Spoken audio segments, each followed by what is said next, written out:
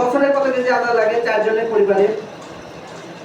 মাসে কতটুকু লাগে? তাহলে মাসে বের করতে পারলে আমরা বছরে বের করতে পারবো। মাসে কতটুকু লাগবে?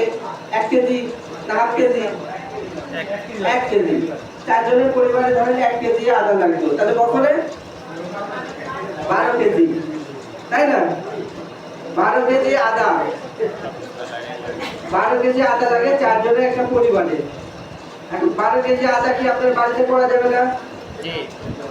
এখন তো যে বস্তায় আদা করে, তাই না? বস্তায় আপনার লড়ে আছে নাকি অনেক আছে বস্তায় আদা করে আর কি, দেখছেন এটা কেউ? জি স্যার, দেখছি। কতটুকু আদা লাগবে? 12 কেজি। তাহলে বস্তায় যদি আধা কেজি করে হয় তাহলে কয়টা বস্তা লাগবে? 24টা। 24টা বস্তার জন্য জায়গা কতটুকু লাগবে? অল্প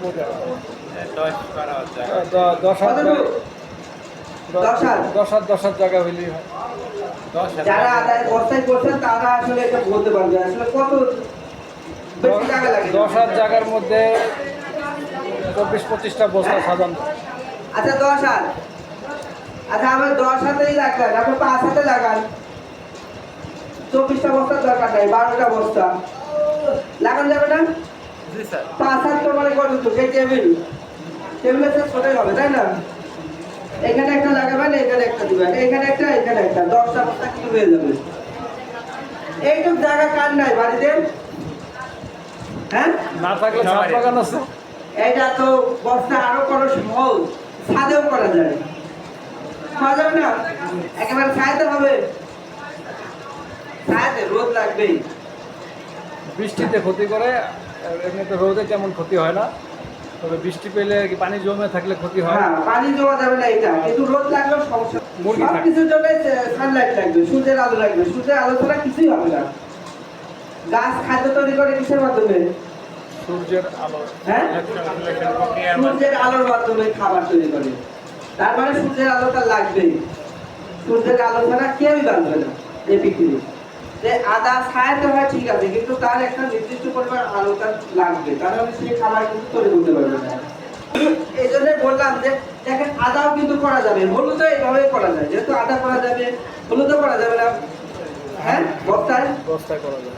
তাহলে দেখেন আপনার বাড়িটা কিন্তু অনেক সুন্দর করা যাবে এই মশলা ফসলে। আপনার বাজার থেকে যে মশলার জন্য আমরা বাজারে যাই, সেই বাজারে আপনার যেখানে আপনার 10 বার যেতেন মশলার জন্য, সেইখানে আপনার যদি বাড়িটা জায়গাটা ঠিক মতো ব্যবহার করেন, আপনার বাড়িতে যাওয়া 5 বার কমে যাবে। কমবে কিনা? হ্যাঁ, কমবে।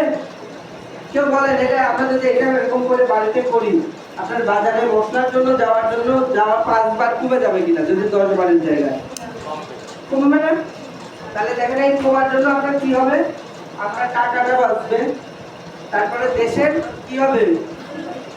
দেশের উৎপাদনটা বাড়বে, তাই না? আমরা মশলার জন্য দেখেন, মশলা এমন একটা ফসল, যে মশলা ফসলের জন্য আমাদের বিদেশের দিকে টাকা যাইতে হয়।